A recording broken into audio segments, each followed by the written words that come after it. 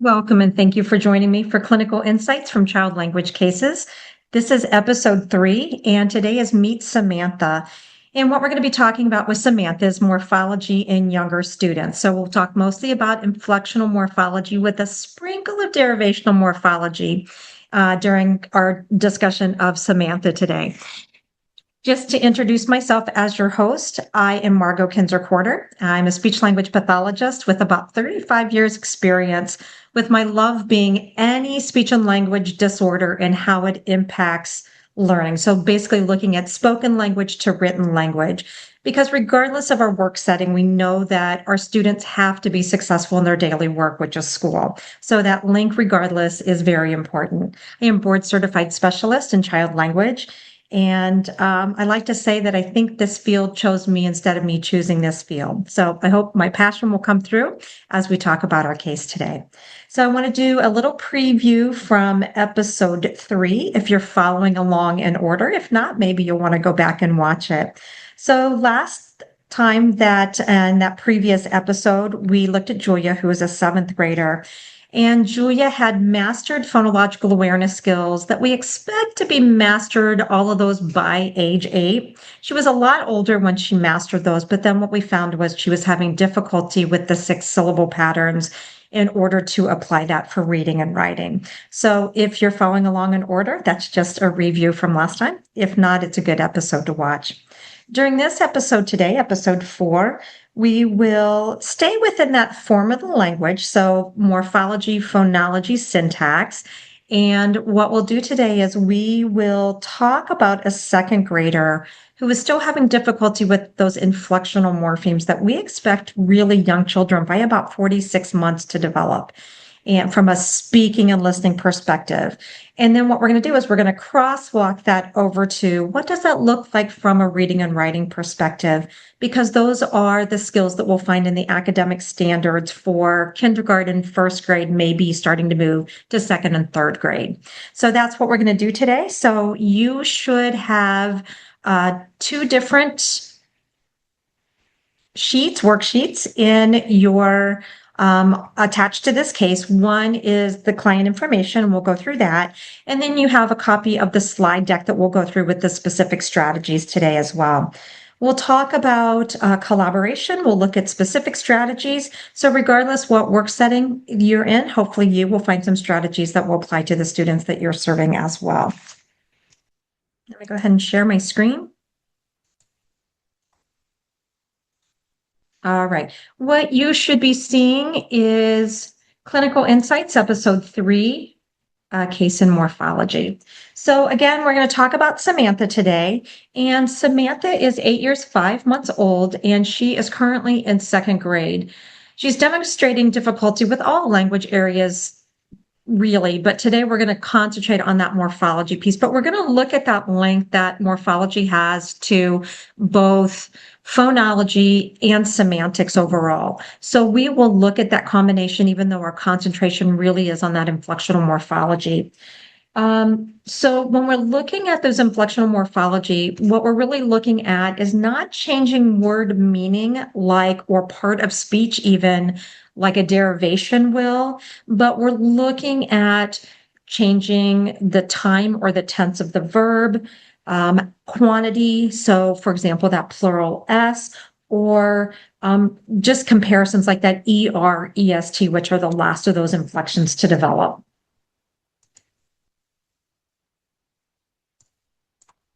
And let me scroll on down. And so just as we move through this worksheet, basically what we're doing is we're using the International Classification of Functions from the World Health Organization. And what I did is I adapted this specific to us as speech language pathologists. So as we look at body function and structure, I put in our domains of language. So here's a little bit about Samantha. From a phonological awareness perspective, she's having difficulty with that blending and segmenting.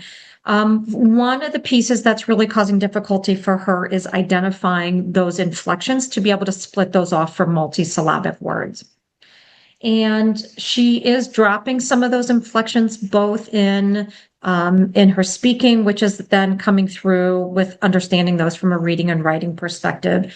So from a oral perspective, a spoken perspective, I would rate her as pretty severe because we're going to look at Brown's MOU and pull those inflections out and know that those really should be developed at a much younger age. And then at this point, we're going to say moderate, which sounds a little backwards for moving into that written language. But the reason I've documented it as moderate is because as we look at the standards, these really are skills that come in around that kindergarten first, even into second grade, which is the grade level that she's at now. Again, we know that as time goes on, because she's having difficulty with those in spoken language, we know that that's going to become more significant for her as she gets older from a reading and writing perspective. So I will show you as we go through this slide deck. What I did was I did a language sample. I used sugarlanguage.org. And I'm going to show you what that analysis looks like and where she is in regard to looking specifically at a sub-analysis that lets me look a little bit more at those morphemes as well. But you'll notice in the main handout, there is a test of expressive and receptive morphology from Reed and Allen that came out in 2025, which is appropriate for her age range as well. When we look at this morphology piece from a syntax perspective, we know that verb, voice, and clause structure are what students need for auditory and reading comprehension. It really is the first piece of being able to understand and participate in those conversations. So as we talk about those inflections for Samantha, what we're really talking about is we know that it changes the time. So that verb tense in regard to time, looking at that ing, which is current, that present progressive tense, past tense ed, third person plural form of the verb. So again, as we talk about morphosyntax and the impact, we can see that impact from that verb voice perspective. Semantics, again, she's not understanding both from an inflection and a derivational perspective that by using those, it changes either the word meaning, which would be those derivations, or the time, the quantity, and the comparison from there. Pragmatics, because of her difficulty that we just looked at with semantics and morphology and all of those areas, she is having difficulty following classroom instruction as well. Appears to be pragmatics. Let me give you an example. So the teacher says, yesterday we played on the big playground. Today we are playing on the small playground. Samantha goes to the door. She runs to the big playground because she didn't know the difference between that past tense ed, we already did that, to what we are getting ready to do with that ing. So it very much looks like behavior, but it's still really rooted in that time difference that we get from those inflectional tenses. As we scroll on down, when we talk about kind of that meta-linguistic piece that we kind of reserve for problem solving, thinking and reasoning skills, getting to the main idea, if we really break down kind of that meta-linguistic piece, we know that as we look at morphological awareness, that's that ability to really think through, oh, here's those inflections, those derivations, and this is what they mean. So as we look at that morphological awareness piece, it really does play into that meta-linguistic understanding, that smallest unit of meaning. So the next part is activities and participation impact, and you can see that she is being impacted across the board. Auditory comprehension, expressive language, reading, writing, it appears to be impacting behavior. Again, we just talked about really what that is for her. It really isn't behavior, but it looks like it is based on who she is as a student with some other issues that she currently has, such as attention deficit, and then all these language areas as well. It is impacting her learning overall and her participation in class, home, and community. She currently has an IEP. She is getting speech language pathology help. She's also getting some MTSS support for reading as well. And she is also getting private therapy in addition to school therapy. She's delightful to work with. She is motivated. She truly does her best. She just has a pretty significant language disorder that's impacting across the goal. From a cultural perspective, diversity goals are not impacted based on morphology goals that we've set up. We'll talk about the research a little bit. We'll incorporate that in as we look at our strategies as well. And that's page 4 and 5. And then we get to number 7, I want to point out, because we're going to structure our collaboration and our therapy strategies around this research project that was done with a speech language pathologist, Besta, and 2 second grade teachers. And this is research that Ken Oppel and Mitchell did. And we're going to use that to look at, when we talk about explicit systematic instruction for any of our language areas, how can we systematically move through these inflections for Samantha and for, if you're working at a school, for other students in the classroom, in order to increase those skills. And we're going to look at this research study and use some specific strategies from it as well. So again, Hen Best was the speech language pathologist with the 2 second grade teachers.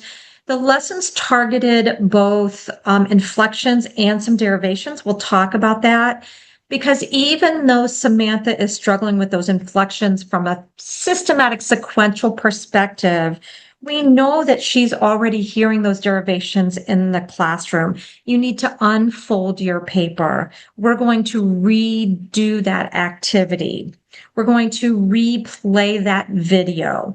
So even though concentration is going to be on those inflections, we have to go ahead and introduce some of those derivations that she is going to overhear in the classroom as well. And we know that, just kind of in summary, Samantha's difficulty with morphological awareness, specific those inflections at this time, are having a significant impact on speaking, listening, reading, and writing, and impacting the expectations in the classroom. So that's the specific area we're going to talk about today. And here's our goals for Samantha. By the end of 2nd grade, Samantha will understand and produce all inflections to include present progressive ing, plural s, possessive s, past tense ed, and third person regular plural s, as observed in our data collection and following classroom directions. And then again, as we get teacher information, parent information based on the setting that you're in.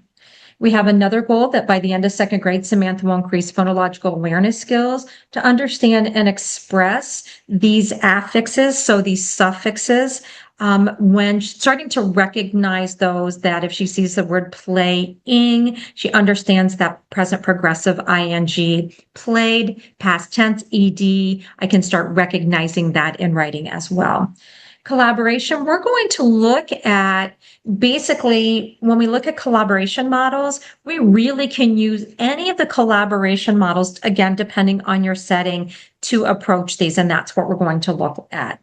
So when we looked at that research article from Ken Oppel and Mitchell and Henbesta, these were the activities that they did. So there was listening activities, word sorts. We're going to look at scene pictures to help generalize those skills. We'll look at using everyday objects. We'll look at phonological awareness skills.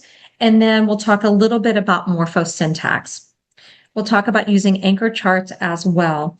So our overall objective for Samantha is that she'll utilize these inflectional endings and some common prefixes and suffixes in speaking, listening, reading, and writing, and that she will participate in classroom activities led by the classroom teacher and speech language pathologist. We'll look at activity centers, and we'll look at that ongoing instruction as well. So that's information for you in that first handout that you have on Speech Therapy PD's website. So what I'm going to do now is I'm going to switch over to our slide deck, which you also have access to as well. And this one will include, we'll go through specific research from the perspective of why we're choosing the goals that we're choosing and the strategies. So learning objectives for all of our clinical insights episodes is to review case history information and the impact that the language disorder is having on participation, both academically and socially. We talked about at home, community, and school. Determine the severity of the impact, and then develop therapy goals and intervention strategies around that for collaboration. So when we think about, I'm going to take you back to 1978 in Bloom and Leahy, where they separated our 5 domains of language into the form, the content, and the use. And so let's just talk a little bit about the impact that each of these have on the other areas and on just that speaking, listening, reading, and writing per se.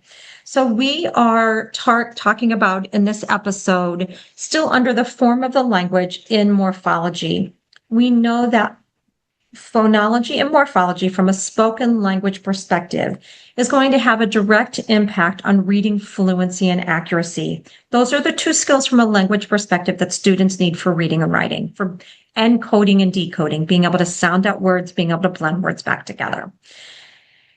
The third is syntax, and we know from the research, as we've already talked, that it really is reliant on morphosyntax, which is verb, voice, and clause structure, which is truly the first piece of auditory comprehension and into reading comprehension. When we talk about the content, as we talk about morphology today, we'll talk about semantics and understanding word meaning or the tense or comparison of the words based on morphology, because we know that English is what we call a deep, opaque language, meaning that etymology is important, morphology is important, phonological awareness, all of these pieces come into this complex English language. So we will look at semantics today from this morphology perspective as well. And then the definition I use for pragmatics is from Martin and McDonald that basically says pragmatics is the most complex of all of these language areas because it really requires that knowledge in morphology, phonology, morphosyntax, semantics, and then pulling in all these metalinguistic, superlinguistic skills. And very last thing I want to say is you'll see up there in a speech bubble, although we're talking about language today, we know that we have research that shows that students with speech sound disorders, especially if they go past 6 years, 9 months, score lower on tests of morphology and phonology, circling back around to what our students need for reading fluency and accuracy.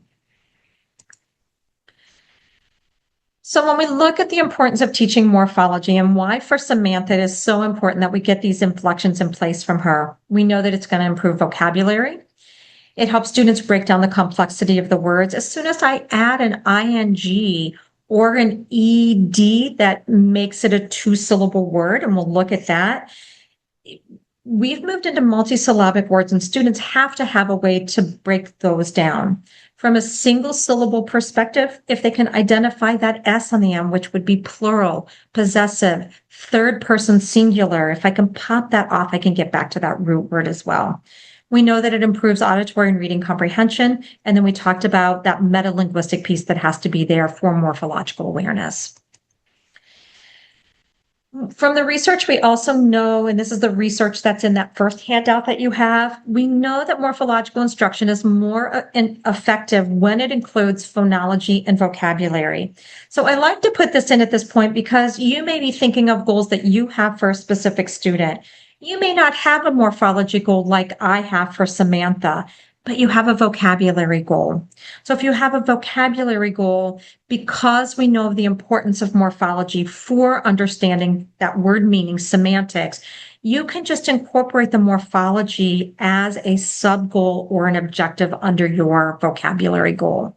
So let's talk about this. Let's look at one of the inflections that we'll be talking about today for Samantha. Let's look at that past tense ed. From a phonological awareness perspective, that discrimination, we know that it can be pronounced d, t, and ed. So if I go to vocabulary, meaning it shows that it's something that already happened, compared would be that D. But to being able to show that, we'll look at the research that says that students need to be able to see these in writing as well to support. So even though it says compared, we know that for this word, it's going to be adding that D to the end because that E is already there as a marker. Fixed, so it sounds like a T sound, but we know that it's still marked with that ED, okay? Accepted, so we know that what it did to that one is actually made it a 3-syllable word with adding that ED onto the end of that. And again, this is the research that just says that print exposure plays a key role in morphological development. So again, anytime we can pull those three pieces together, phonology, morphology, semantics, also besides in spoken language, show it to the students in writing, even if they're not reading and writing at that point. Any pictures I develop, I make sure that the words are on there. I make sure the tense is on there. I'll highlight the tense so the students can start recognizing those. We know that as we look at early developing morphological awareness skills, that it really is kind of our first glimpse of how our students are going to do in reading and spelling. And you can look just based on my slide of how many researchers have looked at this, and the results are the same. We know that direct instruction works. So we're going to look at, as we go through, how to target these inflections for Samantha. We're going to talk about that direct, systematic, explicit instruction, because we know that morphological awareness instruction, regardless whether it is these inflections today or the derivations that we'll be talking about in episode 4, we know that they have a significant impact on improving language and literacy. So let's look a little bit at, this is from Brown's MOU. So Roger Brown, I think I'm going to take you back to 1973 for Brown's MOU. What I did is I pulled out those specific morphemes. And what I did is looked at from Brown when those should be acquired from a speaking and listening perspective. And then what I did is I crosswalked those into Common Core state standards. So regardless what standards you're using in the state that you live in, if you are here in the US, if you go through your state standards, you're going to see this pretty much parallels or crosswalks right into, I've looked at several different state standards. The crosswalk is pretty significant. It stays the same regardless whether I'm looking at Common Core or specific state standards. It's going to be around kindergarten, first grade, second grade. That's where you're going to find them. You won't find all of these listed in some of your state standards, but you typically will find most of them, and we'll talk about that. So we know from a speaking and listening perspective that present progressive ing, plural regular s should come in about 27 to 30 months. And as we talked about, Samantha's a second grader at this point, and she is still having difficulty with those in speaking and listening. When we cross over that to standards, to academic standards, we know that from a Common Core perspective, that present progressive ing comes in first grade standards, where that plural regular s comes in kindergarten standards. The next is 31 to 34 months age of acquisition for speaking and listening, and that's that possessive s, such as Sam's ball or Samantha's ball. And we crosswalk that to academic standards, comes in around first grade. So remember when we looked at our first handout, which was our client information, and I rated academically kind of moderate, but speaking and listening more severe. This is the reason why, is that we expected these to come in at a very young age for her, but she's at the right age for them to come in from a reading and writing perspective. But we know that we've got to get them in there. We can see where the gap is between these two ages. So we know that it's important that we've got to get them in, because again, that gap's going to widen as she gets older. Past tense regular ED comes in at 35 to 40 months from a speaking and listening perspective. Those are typically in kindergarten and first grade standards. Third person regular form of the verb comes in also at 35 to 40 months. You'll find those in around the first grade standards. And then that past participle comes in at about 40 to 46 months. And you'll see that in second grade standards, it's typically listed kind of as an irregular past tense. Now, what Brown did not do, he didn't look at those that ER-EST, that comparative and superlative, but we know that ER-EST comes in the Common Core state standards at third grade. So if we go back and we think about where those should come in from that speaking and listening perspective, we're going to guess that it's probably going to come in probably sometime after this 46th month, where we expect that past participle, because again, those are equivalent to about second grade standards. So probably 46 to 52, 46 to 54 months is where we would expect, I'm guessing, typically what I see in typical development around that 46 month for ER, EST. Okay. So when we looked at our first handout with our client information, when I provided the information in regard to where she was from a morphology perspective, I didn't use the standardized test. I went and did a language sample because I wanted to see where she was in all of her areas of language development. So in the form, the content, and the use. So I used sugarlanguage.org. And again, I will just pop that into chat for you as well, but it's also on that sheet on your first handout. So it's sugarlanguage.org. And what you do is you gather 50 utterances, and then what you can do, you put them in a Word document, and it sends you step by step of how to look at length of sentence, look at MLU, look at morphology. And then there are sub-analysis that you can do as well, which is what you see up here on my screen. And I know that my blown up little box for morphology is a little blurry, but I'll explain to what it is. So in this sub-analysis, you can put in age, but you can also look at the mean length of utterance of your student and use this. So for example, this is 7.0 to 7.11. We know that Samantha is older than that, but her MLU fit from 6.87 to 9.51. So that's the reason I was able to go back and use this sub-analyzer.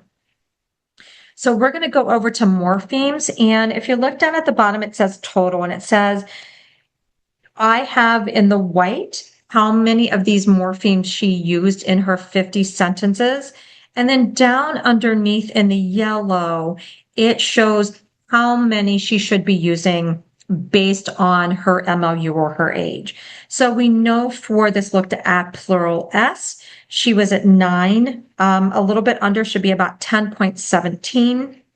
Then when we looked at present progressive ing, she was at 9, should be about 12.78. That third person singular form of the verb, she was at 2, should be at 5.43. Past tense ed, she used 1, she should be at 3.55. So again, that gives me the information to show that she is below what she needs to be at that age. So this is that study that we started looking at the bottom of the research. So I want to give you a little bit more information because these are the strategies that we're going to use as we look at this case study for Samantha. So it was 2 second grade classroom teachers and a speech language pathologist, and it was actually implemented by the speech language pathologist. And this is Hen Besta, that is part of the research team with Ken Oppel and Mitchell. And hold on just a minute here. Let me repost this. Sorry about that. Let me get Sugar Language to hyperlink for you.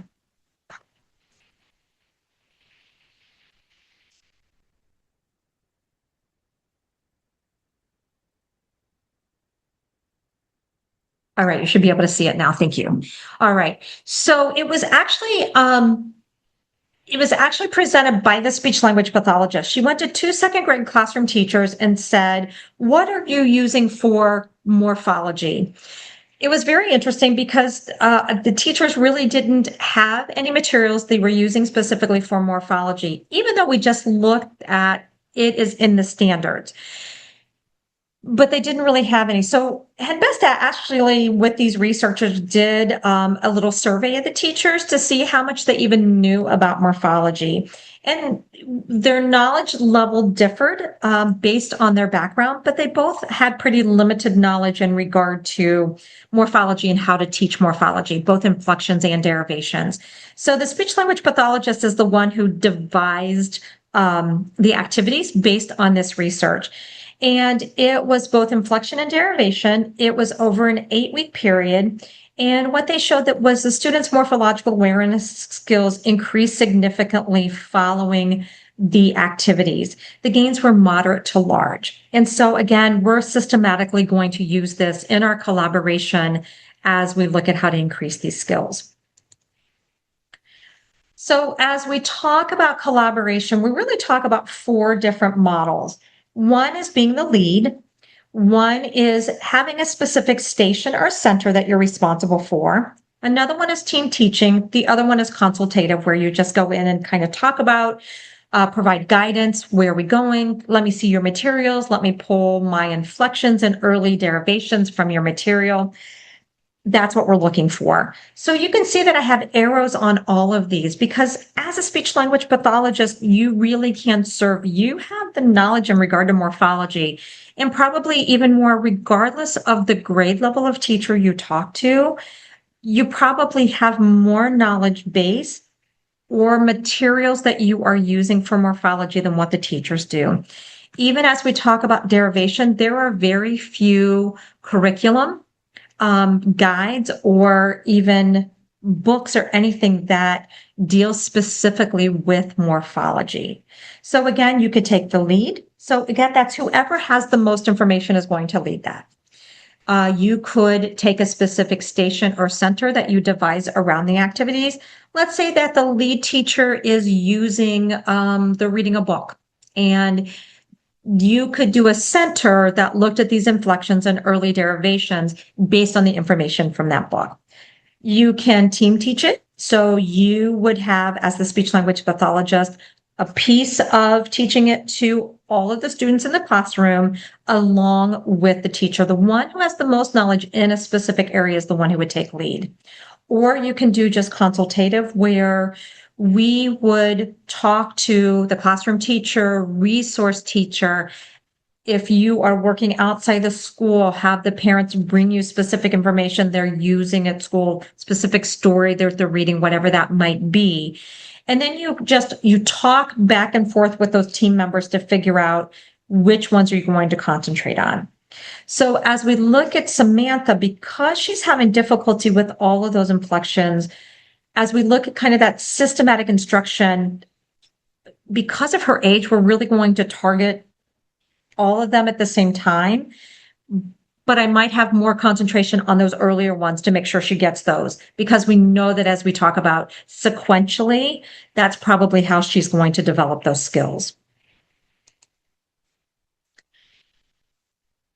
So as we look at this explicit instruction and we look at this specific research project that was done, the first step really is that explicit instruction. And if you were with me for any seminar or any course, you'll see that I'm really into kind of that explicit instruction piece.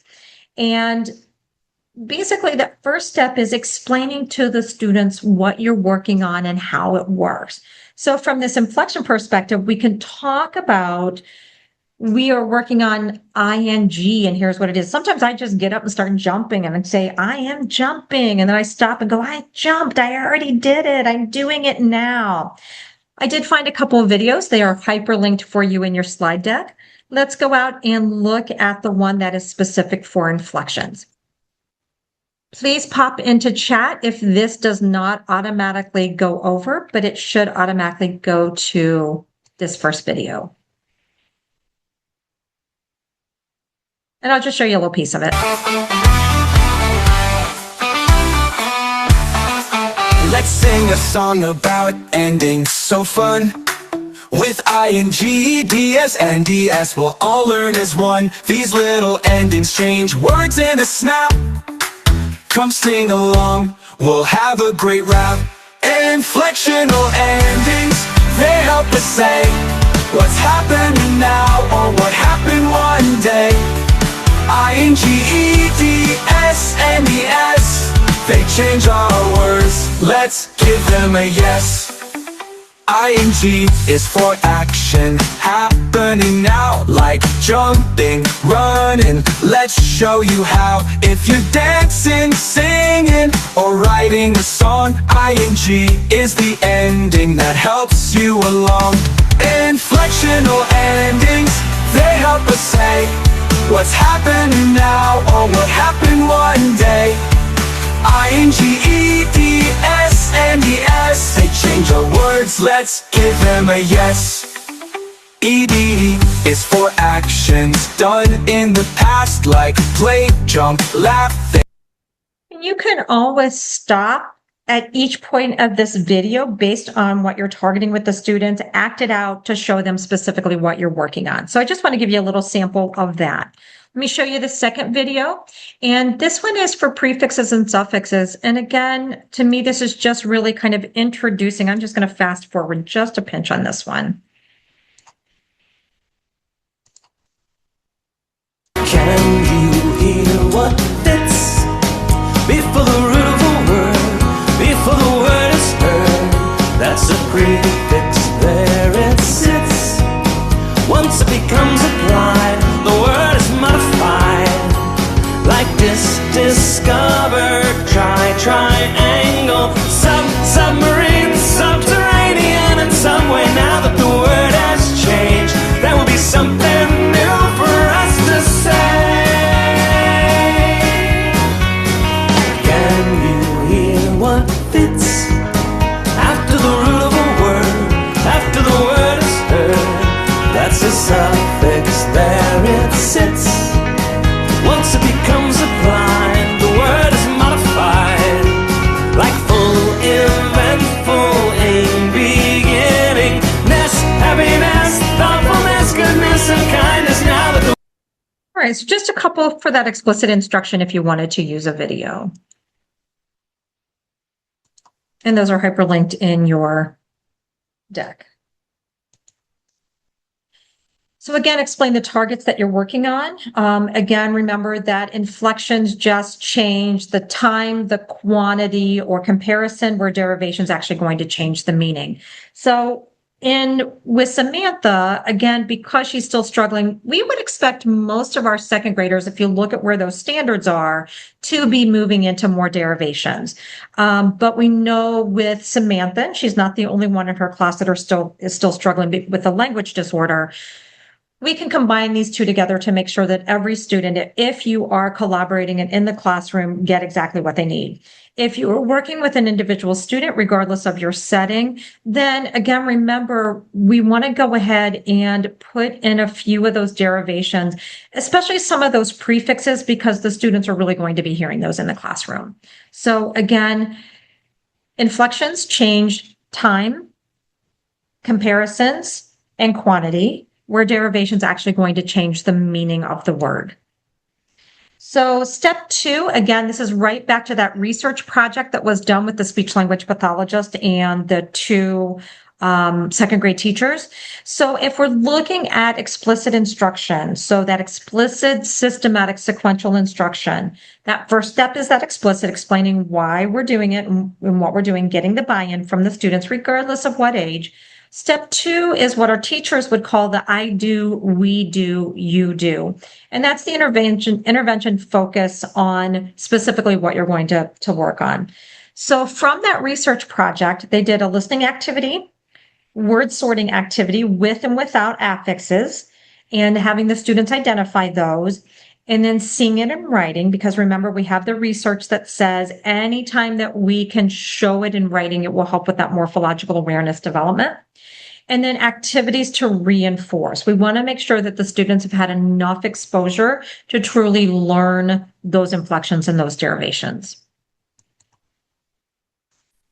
So we're going to start with listening activity, and there's a couple. So you as the speech language pathologist or the teacher, depending on your role in the collaboration and your setting, would provide a word with or without that affix. So for example, let's say that in this lesson, we are concentrating specifically on ing. So I love the dry erase paddles, because we can also use those for the activities as we take it into writing as well. I originally got mine at the $1.25 tree, or it's a $1.50 tree now. I'm not sure which one.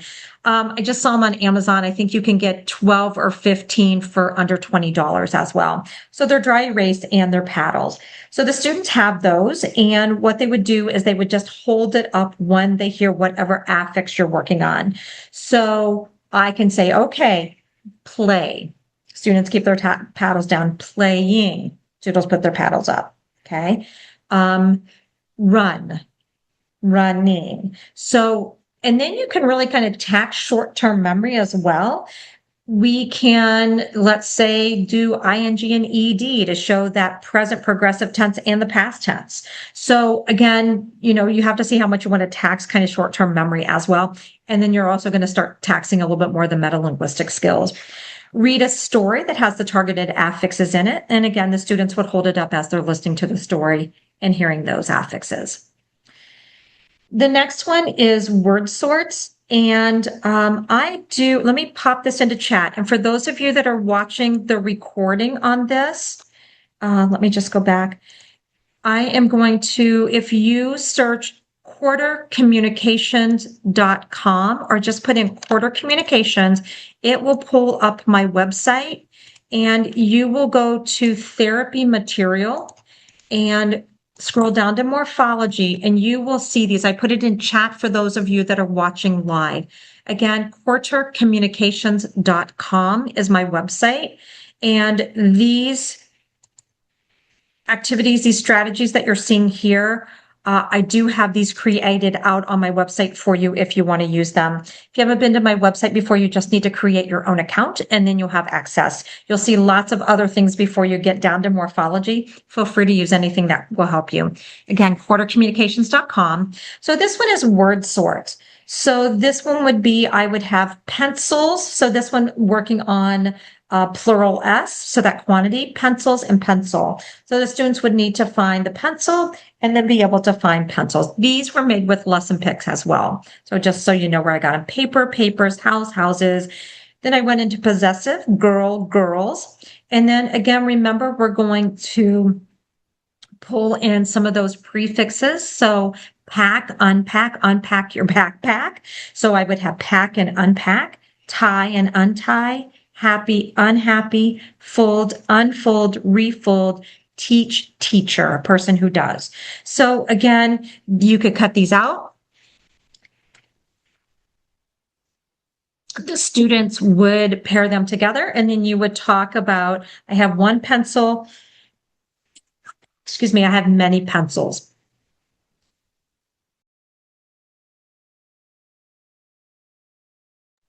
Okay.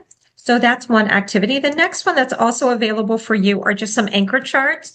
So this is an anchor chart for affixes, refill, rewrite, rebuild, replay, and then working on unpack, and it is corrected on their website for you, untie, unhappy, unfold, someone who does, teacher, bus driver, line leader, speaker. And then an anchor chart, there's ing, walking, drawing, writing, reading.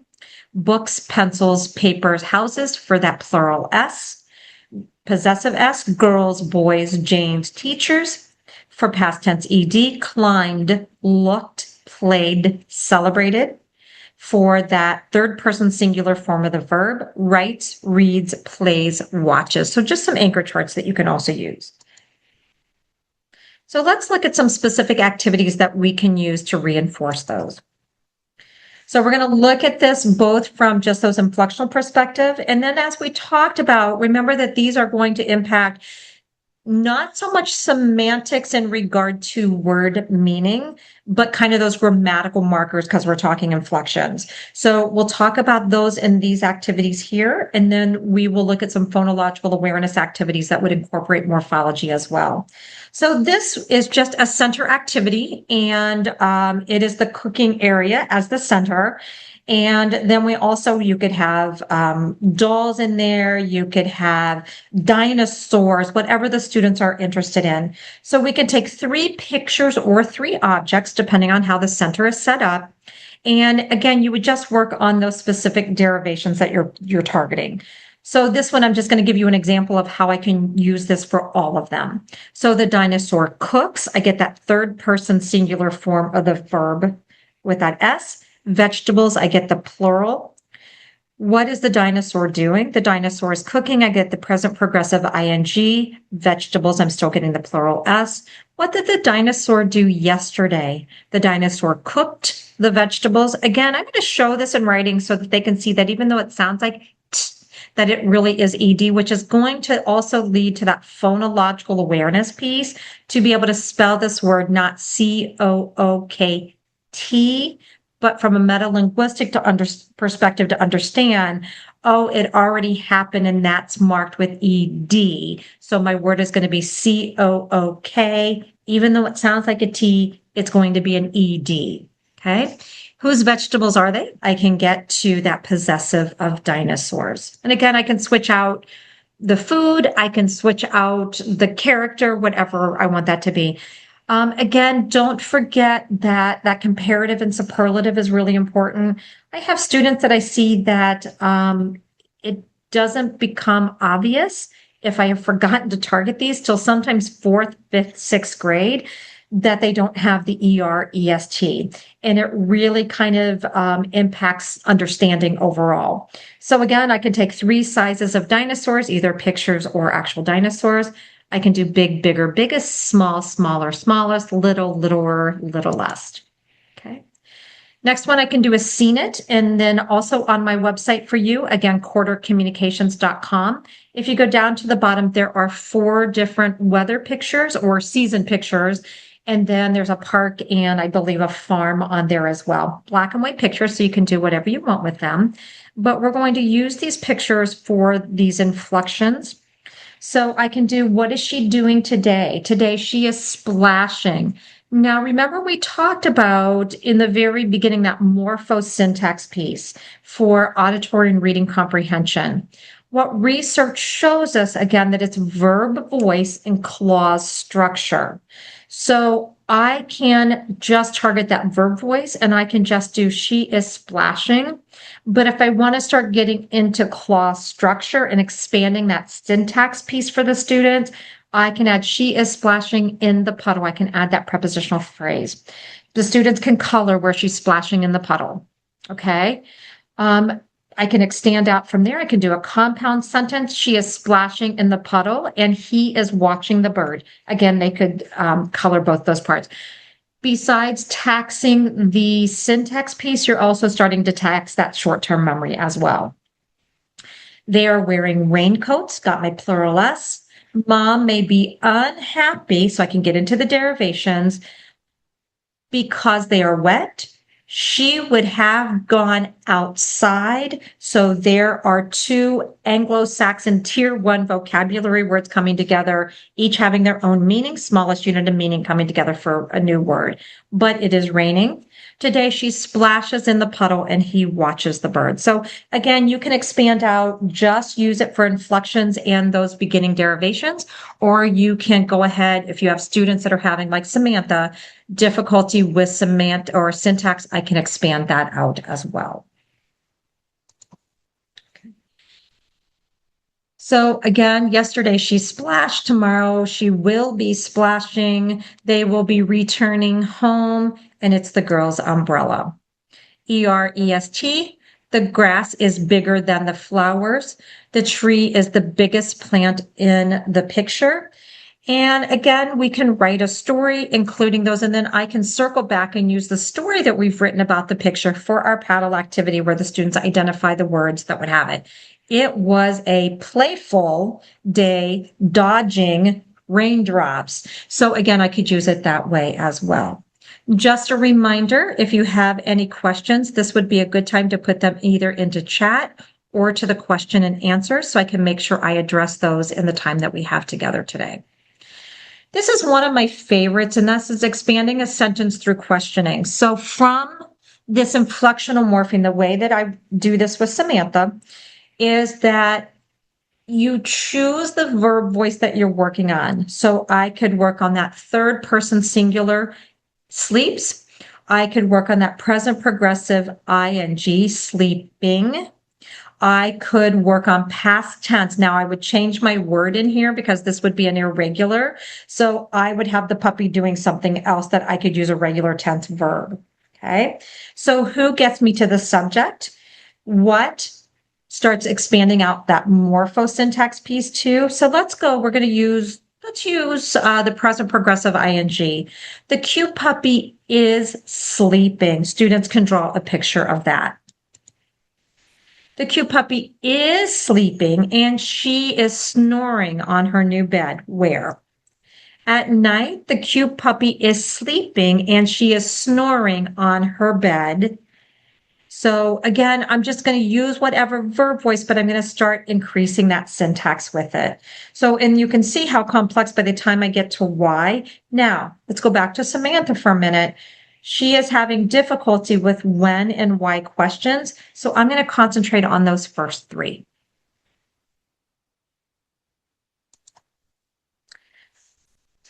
So again, just as we talked about, you may have a semantics goal, you might have a vocabulary goal, but you don't have a morphology goal incorporated in.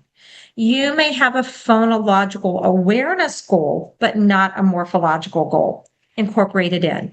So what we're going to do as we continue to look at these activities to reinforce morphology, we're going to look at some phonological awareness strategies that we're going to use the inflections in our phonology strategies as well. And again, as we talked about Samantha, she's really having difficulty with all the areas of language. So we're going to try to boost all of those skills for her at the same time.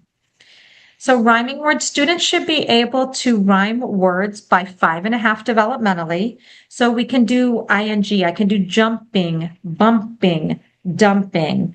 I can do that third person plural form of the verb. I can also do this with possessive. I could also do this with plurals, pays, plays, stays, weighs, weighs, weighs, nays. So some segmenting activities.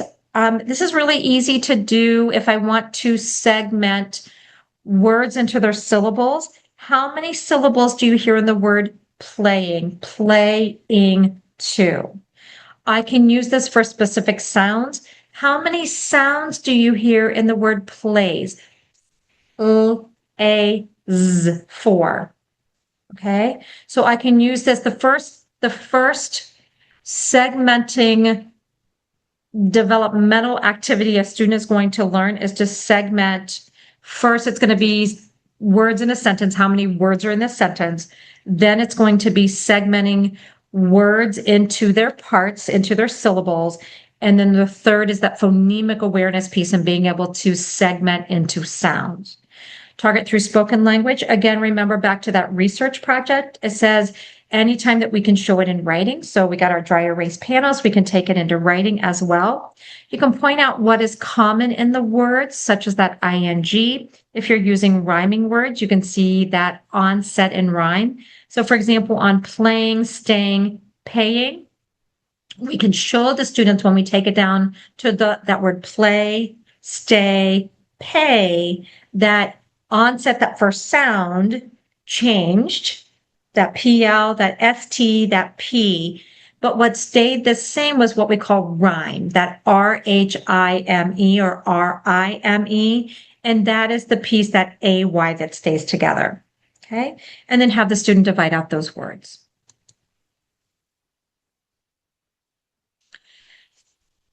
This is by 6.5. A student should be able to do some manipulation. So we could do mystery objects. Student would pull a picture out.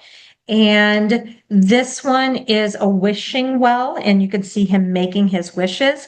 It starts with w and rhymes with dishes. So then I've got that plural form of the verb.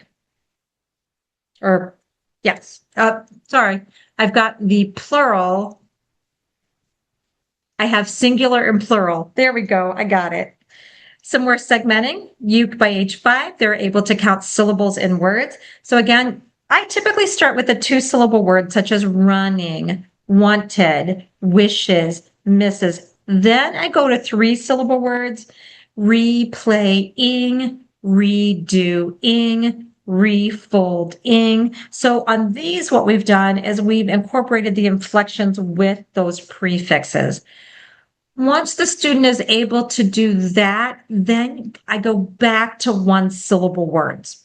Okay. One syllable words are really tricky. Students will try to figure out, they'll kind of try to move to sounds if you start with those first. So in order to get the concept down, I'll do 2 syllables, I'll do 3 syllables, and then I'll back up and do 1 syllable words.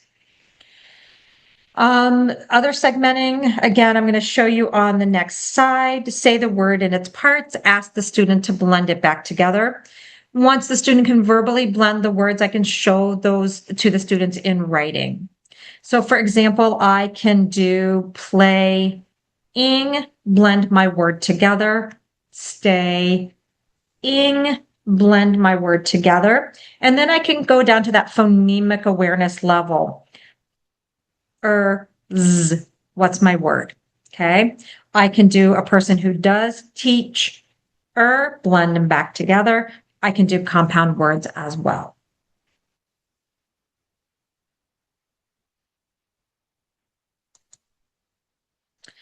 And then again, this is what we just talked about. Ask the student to put those words back together. And again, you can show them in writing as well.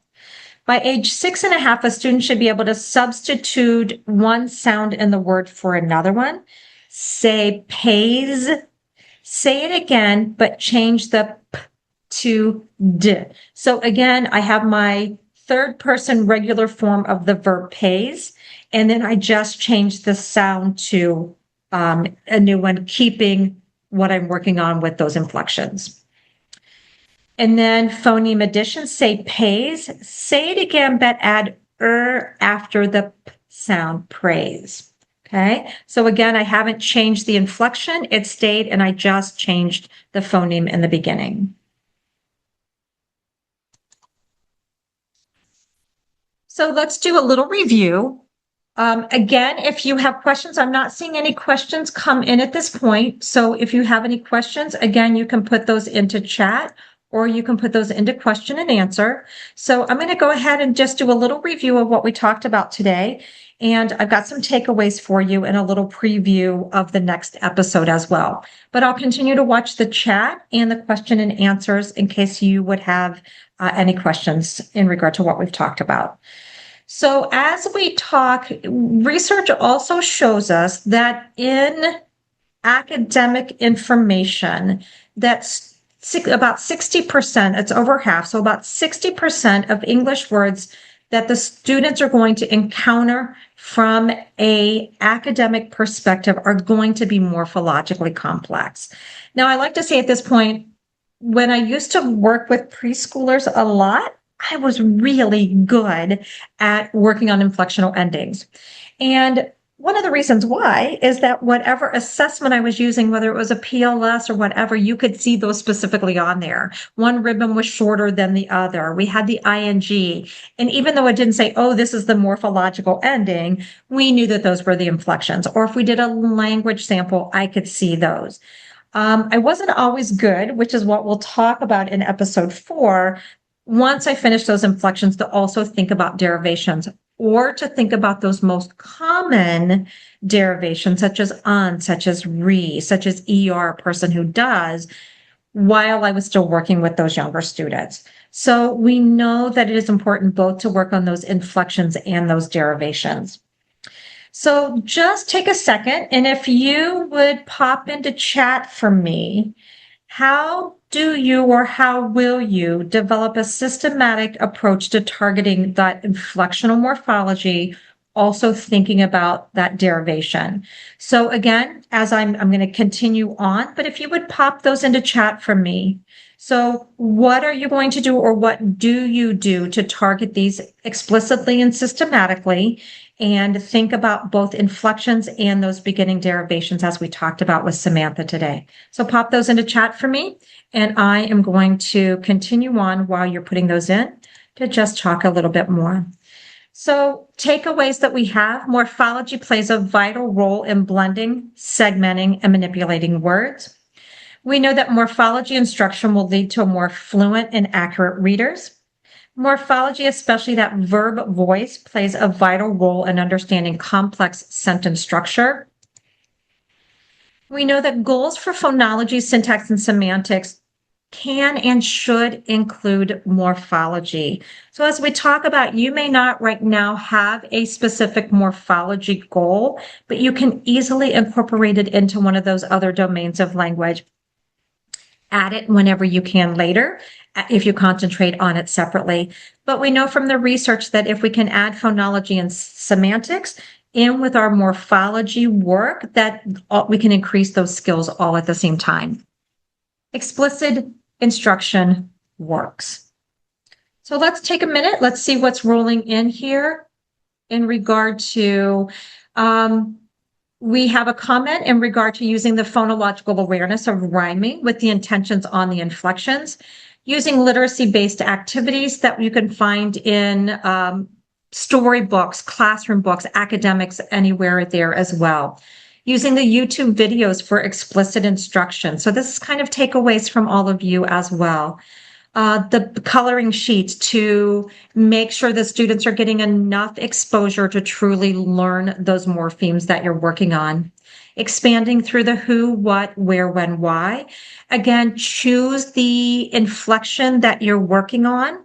Or the verb voice that you're working on. And that's an activity that you can use if you are working on sentence structure and grammar, you're working on syntax, you can expand that out. There are 12 verb voices in the English language. So you can expand that out to any of those 12 verb voices. That is an episode that we will do, I believe it is episode 5. We're going to talk about that morphosyntax, and we're going to look at a longitudinal study with that one from our youngest students moving all the way up. So that'll be coming up in an episode as well. Talking about explicit instruction and providing examples in writing. Sometimes we as speech language pathologists will often stay in that speaking and listening, but we have to remember how important that reading and writing is as well. Let's finish up our time together. So we do know that that direct explicit morphology instruction works.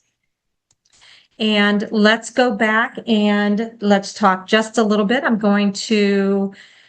We move back over to our first handout that we looked at, and we will get ready to finish our time together. There is a question that just popped in. So episodes 1 and 2, which are on phonological awareness, episode 1 are younger students, and episode 2 is looking at 6-syllable patterns for older students.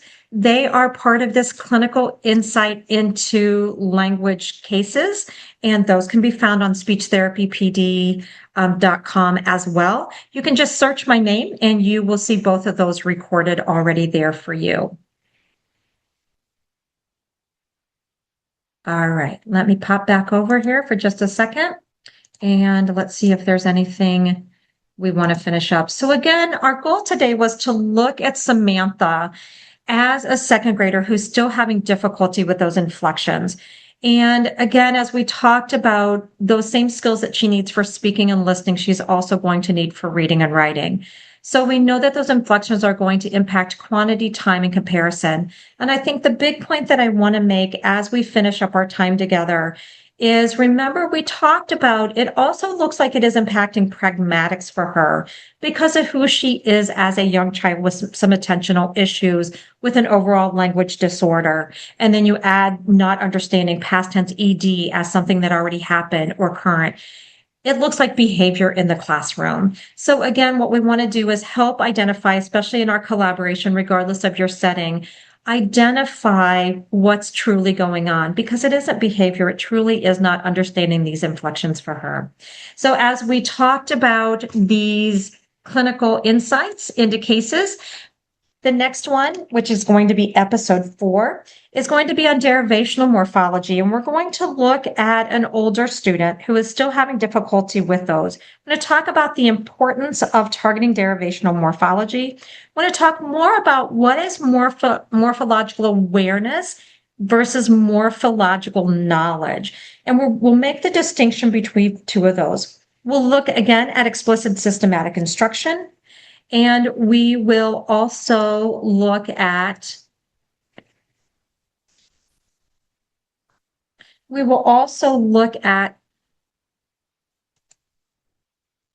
in addition to that explicit instruction, We'll also look at collaboration again, and then some specific strategies. I'm going to finish up with one more question that rolled in, and we'll be finished with our time together.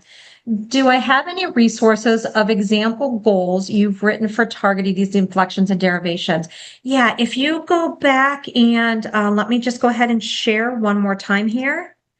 If you go back to the handout in regard to this one, the Clinical Insights episode 3, and you'll find this on all of the episodes in this series. If you scroll down on this handout, and let me keep scrolling here, you will see as we get down to page 5 and top of page 6, there are specific goals written in there, again, for understanding and producing those inflections. And then again, I wrote one for phonological awareness to include these as well. I do have out on my website, there is some ideas of goals. There's also a lot of information on explicit instruction. Again, courtercommunications.com, go to therapy materials and you'll find all of those materials. Again, what I want to do is thank you for joining me for this third episode of Clinical Insights from Child Language Cases. It's been a pleasure, and I hope to see you again. Thank you.